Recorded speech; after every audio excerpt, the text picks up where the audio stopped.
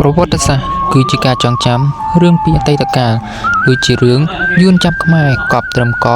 យកក្បាលធ្វើចង្ក្រានមុង3ដាក់ផ្ទះថ្នោតដាំទឹកឆុងតែឲ្យអាអ៊ុងចិត្តដេរឆានរបស់ពួកវាផឹក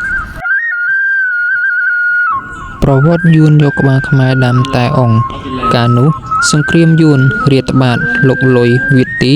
យកទឹកដីកម្ពុជាក្រោមយួនធ្វើទរណកម្មខ្មែរកម្ពុជាក្រោមយ៉ាងសាហាវព្រៃផ្សៃដូចជាចាប់តាំងពីឆ្នាំ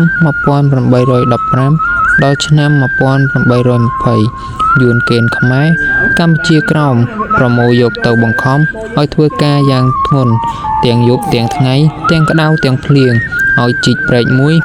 ចាប់ពីខេត្តមាត់ជ្រូកចេញទៅកាន់មាត់សមុទ្រខាងជើងទីក្រុងពាមដើម្បីធ្វើជាខណ្ឌព្រំប្រទល់កម្ពុជាកណ្ដាលនិងកម្ពុជាក្រោម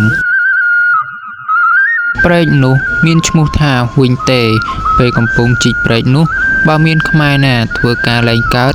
យួននឹងបញ្ជាបង្ខំដល់ខ្មែរអភ័ព្វទាំងនោះម្ដង3នាក់ឲ្យជីករណ្ដៅខ្លួនឯងរួចចុះអង្គុយក្នុងរណ្ដៅកប់ខ្លួនឯងដោយបន្សល់ត្រឹមតែក្បាល3សម្រាប់ធ្វើជាមុំចង្ក្រានសម្រាប់ដាំតែអងពេលភ្លើងនោះកំពុងក្តៅឡើងជនរងគ្រោះខ្មែរក៏ប្រឹងរើបំរាស់រេក្បាលឲ្យកំពុបទឹកដូច្នេះទើបមានពាក្យមួយឃ្លាដែលជាអនុស្សាវរីយ៍ដ៏ជូរចត់ឈឺចាប់បំផុតដល់សប្តាហ៍ថ្ងៃនេះថាចូលកុំភ្លេចប្រយ័ត្នកំពុបតែអង